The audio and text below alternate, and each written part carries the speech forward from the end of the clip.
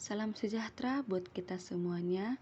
Yang saya hormati Bapak Daniel Harapan Perlindungan Simanjuntak SOS MSI selaku dosen pengampu mata kuliah Antropologi Psikologi. Baik, di sini saya Novita Surani Pakpahan dari kelas D reguler tahun 2020 jurusan Pendidikan Antropologi yang ingin memaparkan hasil tugas rutin yang mengenai antropologi psikologi. Pertama-tama di sini saya akan menjelaskan mengenai definisi antropologi psikologi. Antropologi psikologi atau psychological antropologi merupakan bagian dari ilmu antropologi yang berkembang pesat terutama di Amerika sehingga sudah menjadi suatu bidang ilmu tersendiri. Di mana dapat dikatakan juga ilmu antropologi itu ilmu yang menjembatani kebudayaan dan kepribadian yang menjadi fokus dari dua ilmu yang berbeda atau antropologi dan psikologi yang dimana sebenarnya sangat mempunyai erat hubungannya.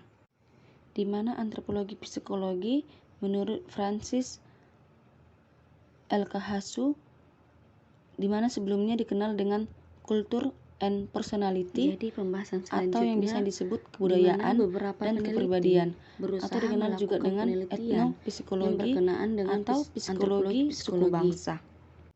Menurut Milton Singer di dalam Dananjaya pada tahun 1988 berpendapat bahwa terdapat 3 kelompok permasalahan besar di dalam penelitian antropologi psikologi, yaitu yang pertama, kelompok hubungan kebudayaan dengan sifat pembawaan manusia atau human nature. Yang kedua, kelompok hubungan kebudayaan dengan kepribadian khas kolektif tertentu atau typical personality. Yang ketiga, kelompok hubungan kebudayaan dengan kepribadian individual atau individual personality. Jadi, dari ketiga kelompok permasalahan besar itu timbul beberapa pokok permasalahan penelitian lainnya. Yang pertama, adanya hubungan antara perubahan kebudayaan dengan perubahan kepribadian. Yang kedua, adanya hubungan kebudayaan dengan kepribadian abnormal. Jadi pembahasan selanjutnya mengenai karya penelitian dalam antropologi psikologi. Tokoh Francis Lkhasu dalam Dananjaya pada tahun 1988 memaparkan mengenai karya antropologi psikologi yang dimana segala karya yang memberikan pengakuan serius kepada kebudayaan sebagai variabel bebas maupun variabel terikat yang berhubungan dengan kepribadian,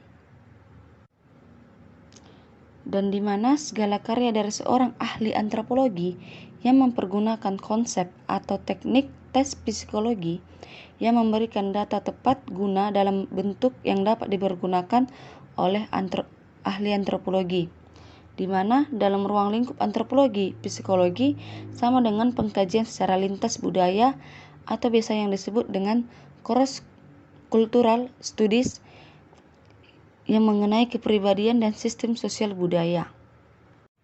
Metode-metode penelitian antropologi psikologi.